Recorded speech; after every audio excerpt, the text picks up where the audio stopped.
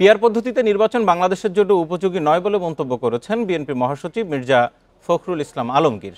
তিনি বলেন, দেশের মানুষ এখনও এ বিষয়ে জানে না। জাতীয় প্রেস ক্লাবে প্রয়াত ছাত্রদল নেতা শফিউল বারী বাবুর স্মরণে আয়োজিত অনুষ্ঠানে তিনি এসব কথা বলেন।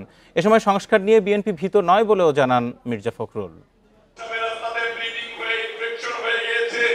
রাজধানীর প্রেস ক্লাবে ছাত্রদল ও স্বেচ্ছাসেবক দলের সাবেক নেতা শফিউল বারী বাবুর পঞ্চম মৃত্যুবার্ষিকী উপলক্ষে আয়োজন করা হয় স্মরণ সভার।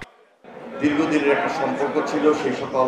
এতে যোগ দিয়ে বিএনপির সিনিয়র নেতারা তার ত্যাগ ও অবদানকে স্মরণ করেন। সেই সাথে কর্মীদের তার মতো নির্ভীক ও আদর্শবান হওয়ার আহ্বান জানান। খুব ছোটবেলা থেকেই শহীদ রাষ্ট্রপতি জিয়া রহমানের আদর্শে রাজনীতিতে উদ্বুদ্ধ হয়ে ছাত্র জীবনেই তার রাজনীতির হাতে ঘড়ি। লক্ষ্মীপুরে গিয়ে দেখি লক্ষ্মীপুর শহরে লুঙ্গি পরা, স্যান্ডেল পরা, প্যান্ট পরা, পাজামা পরা হাজার হাজার মানুষ তার সম্বর্ধনায় হাজির হয়েছে। সভায় এ সময় শফিউল বারীর রাজনৈতিক দূরদর্শিতার কথা তুলে ধরেন বিএনপি মহাসচিব। বলেন, অত্যাচার নির্যাতনের মুখেও আন্দোলন চালিয়ে গেছেন তিনি, হয়ে উঠেছেন অনেকের জন্য অনুপ্রেরণার উৎস। সেই মুহূর্তটা আমার এখনো মনে আছে, যখন এখানে বাবুকে মাথায় পিস্তল ধরে নিয়ে যাচ্ছিল। আমরা এখানে ফুটপাতে একটা সভা করছিলাম, পুলিশ চাপিয়ে পড়েছিল, পা দড়িতে বেঁধে ঝুলিয়ে পিটিয়েছে, কিন্তু আমাদের ছেলেরা কেউ আত্মসমর্পণ করেনি, কেউ মুচলিকা দেয় নাই।